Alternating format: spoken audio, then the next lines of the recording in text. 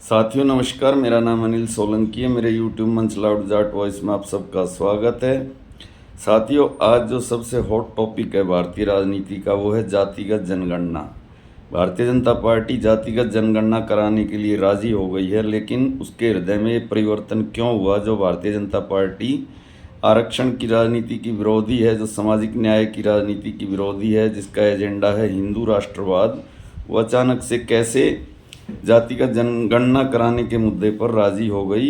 इसी बात को आज के वीडियो में डीपली एनालिसिस करने की कोशिश करूंगा। आप मेरे वीडियो से जुड़े रहें, वीडियो को पूरा देखें, अपने ग्रुप में शेयर करें, लाइक करें, कमेंट करें। जो भाई अभी अभी चैनल से जुड़े हैं वो चैनल को सब्सक्राइब करें। सारी क्रोनोलॉजी को समझने के लिए आपको 1990 के दशक में लेके चलता हूँ। आप में से पता नहीं कितने लोग उस समय पैदा हुए थे, अगर पैदा भी हुए थे तो चीज़ों को समझते थे या नहीं समझते थे। लेकिन मैं 1990 के अंदर इतना शाना था कि मेरे को चीज़ें समझ में आने लगी थी, मैं सब चीज़ों को समझने लगा था। 1990 के अंदर हमारे देश के अंदर विश्वनाथ प्रताप सिंह के नेतृत्व में सरकार बनी थी, जनता दल की सरकार। उससे पहले हमारे देश के अंदर राजीव गांधी, जो आज के नेता प्रतिपक्ष राहुल गांधी के पिता थे, उनके नेतृत्व में कांग्रेस की सरकार थी, जो 400 से भी ज़्यादा सीटें लेकर बनी थी। उस सरकार को हराना उस समय नामुमकिन लग रहा था, लेकिन हरियाणा के पूर्व मुख्यमंत्री चौधरी देवीलाल ने इसकी शुरुआत हरियाणा से करी। उन्होंने हरियाणा के अंदर कांग्रेस की सरकार को बुरी तरीके से हराया। 90 में से 85 सीटें जीतकर चौधरी देवीलाल मुख्यमंत्री बने। उसके बाद उनके नेतृत्व में एक पार्टी बनी जनता दल। उन्होंने बहुत सारी छोटी रीजनल पार्टियों को इकट्ठा करके और जनता दल का गठन किया। और उसी समय पर एक कांग्रेस के नेता थे विश्वनाथ प्रताप सिंह, जो अपनी सरकार यानी राजीव गांधी पर भ्रष्टाचार के आरोप लगाकर उन्होंने कांग्रेस छोड़ी और वो जनता दल में आकर शामिल हो गए। इस प्रकार से जनता दल नाम की एक पार्टी बनी और जनता दल की सरकार केंद्र में बनी। लेकिन वो सरकार अल्पमत की सरकार थी, उसको भारतीय जनता पार्टी बाहर से समर्थन दे रही थी। जब वो सरकार 11 महीने तक चली, उसके बाद में क्योंकि उसमें शक्ति के दो ध्रुव थे, एक विश्वनाथ प्रताप सिंह और दूसरे उप प्रधानमंत्री चौधरी देवीलाल, दोनों के बीच मतभेद पैदा हुए और वो सरकार 11 महीने में ही गिर गई। वो गिरी किस मुद्दे पर? विश्वनाथ प्रताप सिंह ने चौधरी देवीलाल को उप प्रधानमंत्री के पद से बर्खास्त कर दिया और इसके खिलाफ चौधरी देवीलाल ने रामलीला मैदान में किसान रैली का आयोजन किया। विश्वनाथ प्रताप सिंह ने उस रैली से घबराकर अचानक से मंडल आयोग की सिफारिशों को, जो कि अलमारी के अंदर धूल खा रही थी, निकाल कर झाड़ पूछ के लागू करने की घोषणा कर दी। और जैसे ये सब हुआ, देश के अंदर एक अराजकता की स्थिति पैदा हो गई। पूरे देश में दंगे हुए, लोगों में जातीय उन्माद भड़का, जाति से जाति का टकराव हुआ। सवर्ण जाति के कुछ युवाओं ने मिट्टी का तेल छिड़ककर आत्मदाह भी किया। और इस सब के दौरान भारतीय जनता पार्टी ने लाल कृष्ण आडवाणी के नेतृत्व में राम रथ यात्रा निकाली और अपने हिंदुत्व के एजेंडा को आगे बढ़ाते हुए विश्वनाथ प्रताप सिंह की सरकार से समर्थन वापस ले लिया और वो सरकार 11 महीने बाद ही गिर गई। तो ये हुई इतिहास की एक बात, जहाँ पर भारतीय जनता पार्टी ने सामाजिक न्याय की बात करने वाली जनता दल की सरकार को गिरा दिया था। अब भारतीय जनता पार्टी का इतिहास जानते हैं।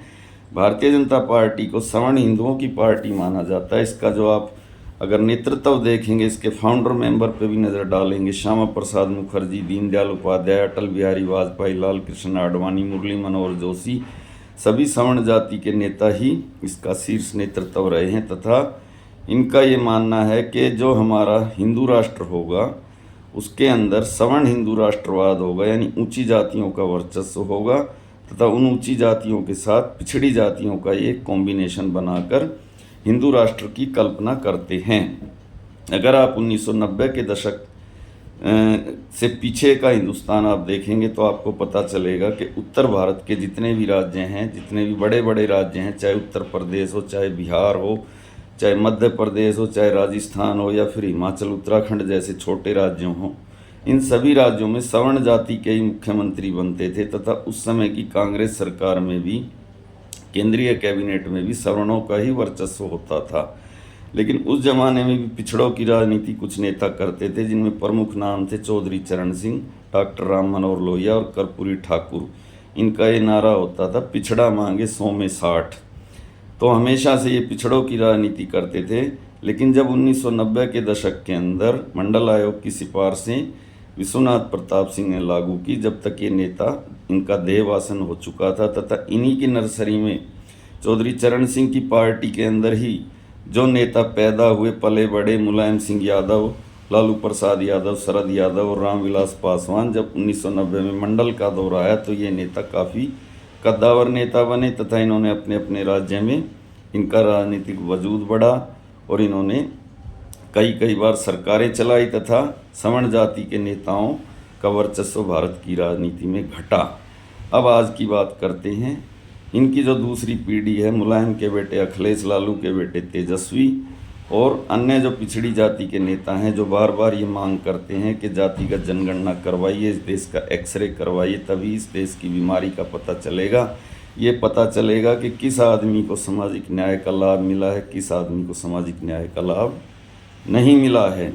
तो इस बात से भारतीय जनता पार्टी घबराती थी। उनको ऐसा लगता था कि अगर इस देश में जातिगत जनगणना हुई तो इस देश के अंदर जो हिंदुओं की उन्होंने 35% की सामाजिक एकता पिछले 3-4 चुनाव से की है, वो सामाजिक एकता टूट जाएगी और सवर्ण हिंदुओं का भारत की राजनीति पे जो वर्चस्व इन्होंने दोबारा कायम किया है, वो वर्चस्व फिर से खतरे में पड़ जाएगा। आखिरी में इन्होंने एक रणनीति बनाई और वो रणनीति ये है कि ये जातिगत जनगणना करवाएंगे और जातिगत जनगणना करा के ये पिछड़ों का जो नेतृत्व आज जिन नेताओं के हाथ से, उन नेताओं के हाथ से पिछड़ों का नेतृत्व ही छीन लिया जाएगा। वो कैसे? क्योंकि ये एक मैनिपुलेटेड रिपोर्ट पेश करेंगे। जातिगत जनगणना कराने के बाद वो रिपोर्ट मैनेज होगी तथा उस रिपोर्ट के अंदर ये आंकड़े दिए जाएंगे कि जो प्रभुत्व और वर्चस्व वाली पिछड़ी जातियां हैं उत्तर भारत के और दक्षिण भारत के राज्यों में, जैसे यूपी बिहार के अंदर यादव, गुजर, कुर्मी, कोरी, कुशवाहा, इसके अलावा दक्षिण भारत में भी कुछ जातियां हैं।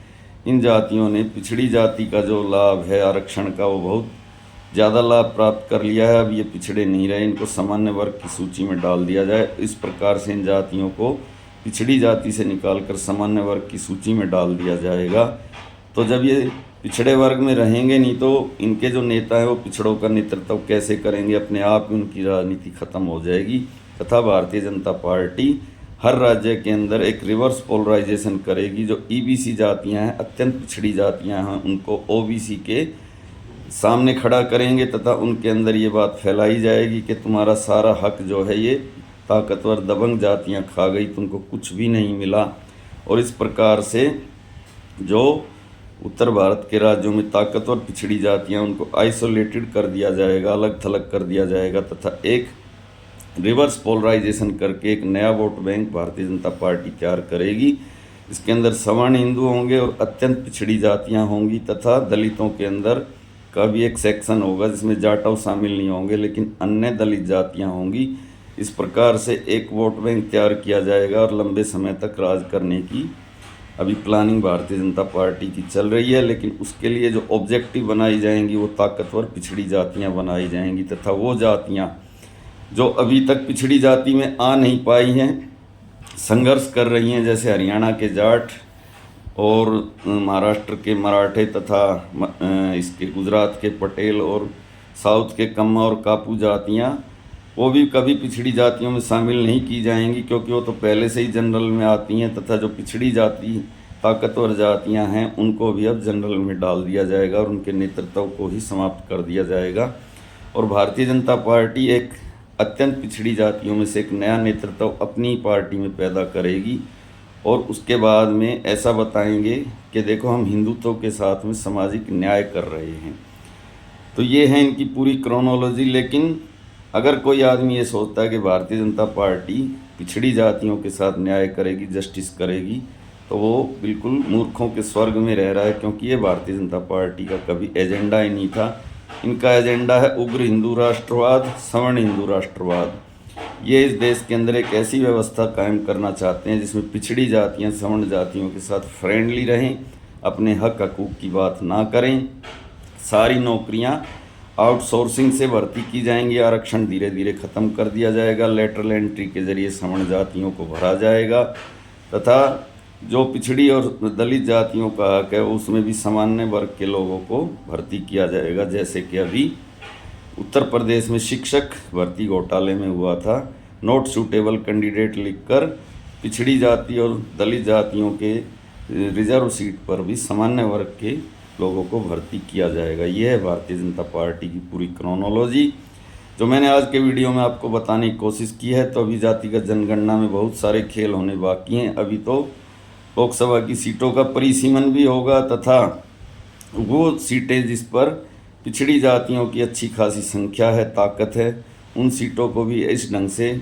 परिसीमन में तोड़ा मरोड़ा जाएगा कि इनका राजनीतिक वजूद ही ख़त्म कर दिया जाए। एक सीट को तोड़ के दूसरी में और दूसरी को तीसरी में मिलाया जाएगा तथा कुछ सीटें जो ताकतवर पिछड़ी जातियों के बाहुल वाली सीटें हैं उनको रिजर्व कर दिया जाएगा अति पिछड़ी जाति और दलितों के लिए। तो इस प्रकार से भारतीय जनता पार्टी ने अपनी पूरी रणनीति तैयार की है और जो आज पिछड़ों के नेता बने हुए हैं, बार बार जातिगत जनगणना की मांग उठा रहे हैं, उनके नेतृत्व को ही खत्म कर दिया जाएगा तथा उनको पिछड़ी जाति से सामान्य वर्ग में शामिल कर दिया जाएगा तथा पिछड़ी जाति में कुछ अन्य नई जातियों को शामिल किया जाएगा। भाइयों, मैं आपका भाई अनिल सोलंकी आज का वीडियो बस यहीं तक समाप्त करने की इजाज़त चाहता हूँ। वीडियो को ज़्यादा से ज़्यादा अपने ग्रुप में शेयर करें, लाइक करें, कमेंट करें। जो भाई अभी मेरे चैनल से जुड़े हैं वो चैनल को सब्सक्राइब करें। धन्यवाद भाइयों, आपका दिन शुभ हो। मैं आपका भाई अनिल सोलंकी।